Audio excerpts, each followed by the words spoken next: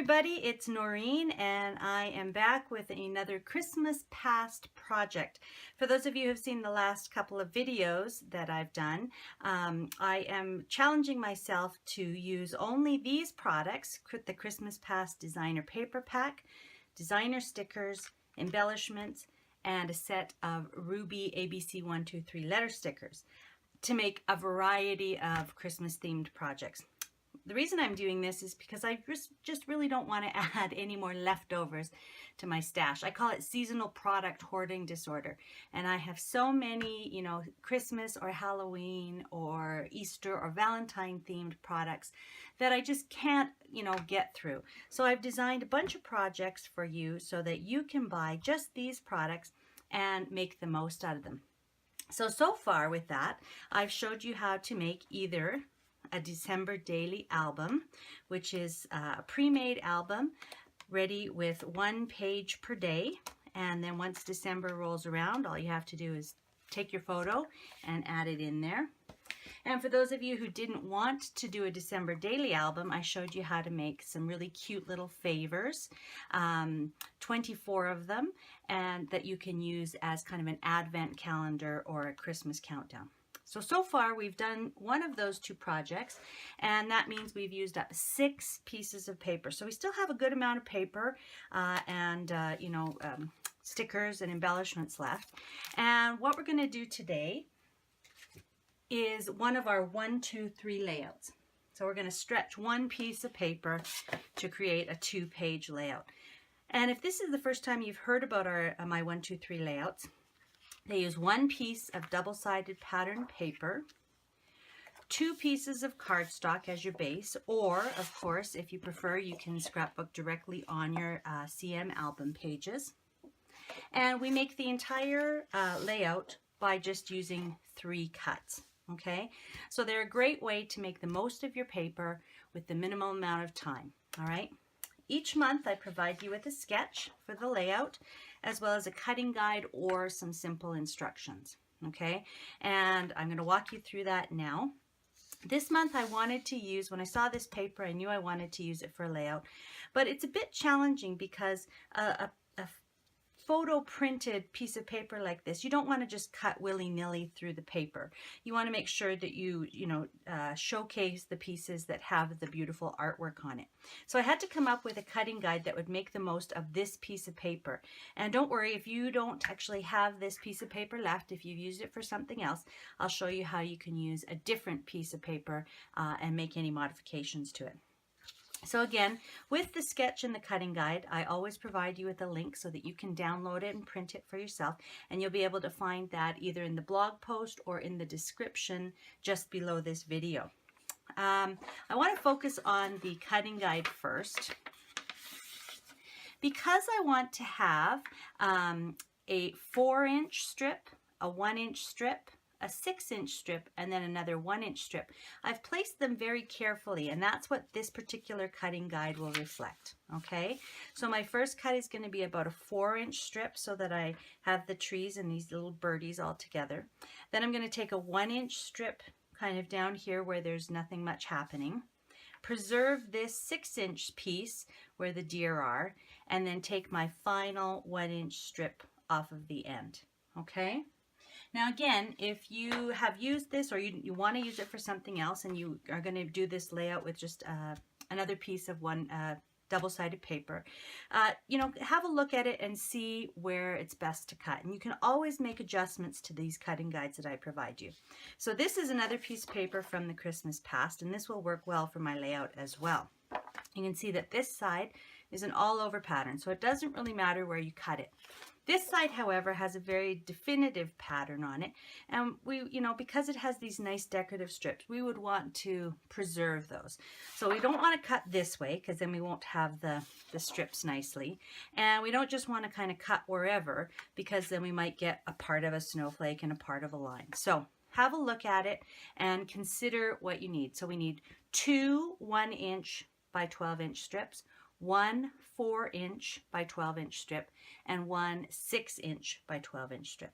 So if I was going to use this, I would probably cut this 1-inch strip, or wherever the 1 inch is, then I would cut this as a 1-inch strip, and then it really wouldn't matter where I would cut the other pieces, 4 inches and then 6 inches, because I would be using the opposite side. Okay, so the all over pattern.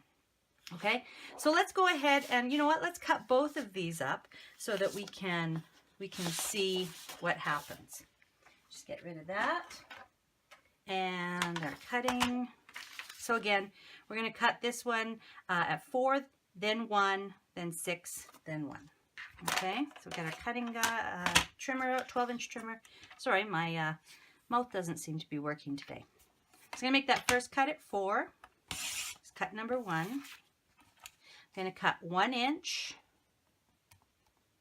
Just line that up. Okay, there's my 1 inch. Then I'm going to preserve all those lovely deer by cutting at 6. I think it goes just through the tail end of this guy here.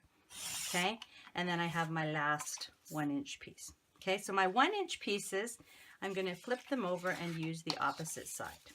Okay, and then these ones will be, I'll be using this side. That's what I want to see. So if I was cutting this type of paper, again, I would just kind of look and see, okay, well, if I cut it there, that's one 1-inch strip, and that's not really a good strip, so I'm going to go down to the end, and if I cut there, that's another good 1-inch strip. So both of those have some nice pictures on it. And then I need a 4-inch and a 6-inch, so I would just go ahead and cut through the rest of this at 4-inch, because I would be using those two sides. Okay, so you can see how you can really adapt it to whatever type of paper you're using. Okay, so that's all the cutting done. Let's do the layout now. Now, I'm using white cardstock. This is a very pale, subdued paper. So you might want to consider using gray in the background, or maybe black. That would be quite lovely. Anything to make it stand out. But because I have a fair amount of color in the photos that I want to use, I think I'm just going to stick with the white. All right, so you can see that I'm going to put my 6-inch piece over here. My 4-inch piece is going to go here. And then my 2 contrasting strips are going to go here. Now, that's not really a huge amount of contrast, but I quite like it. I did cut a couple of red snowflakes, so those might be something that I might add at the end, just for a little pop of color, and just to pull out, you know, the red in there. But I'll see how it looks at the end. I always show you a picture of the finished layout, so we'll decide a little bit later on. Okay, and then I have some photos that were taken of my family, and I've left purposefully a little bit of extra space in the background area so that you can kind of frame up your photos. Okay, so you're going to kind of place those in the center. We had these pictures taken in a beautiful park in Calgary called Fish Creek Park, and the funny thing is that it was a snowy day that was just like these pictures in the background here. We were in a stand of birch trees. It was -17 Celsius when we went out to get these pictures done. So it was definitely a cold, snowy winter day. Okay, so that's pretty much the layout. It comes together, as I said, really quickly. I planned on putting the title over here just because there's a little bit more room, and you could either write directly on your paper, especially on a paper like this where it's a nice light colored background, or you could definitely use a little journal box, maybe cut out a little piece of paper and add that in. Okay, with this one, because I've chosen to put the embellishments down here and over to the side here, and then maybe another one at the title, I don't think I'm going to actually use too many embellishments because, again, I don't want to detract from that beautiful paper. But I did pull a few that I thought would work well from the embellishment pack. And I thought maybe I would use some of these pines, or maybe some of the solid grays and kind of cream colors. I think those would look nice. And there's some beautiful, maybe that might be a good journal box, right? So again, I may or may not use some of these embellishments on here. They would go very well with the theme. I just don't know if I need them. Okay? Now let's just go ahead and move these photos real quick and take off this paper. And again, I'll show you that you can do the exact same layout in with a more traditional paper. This was the one that we cut a little bit earlier.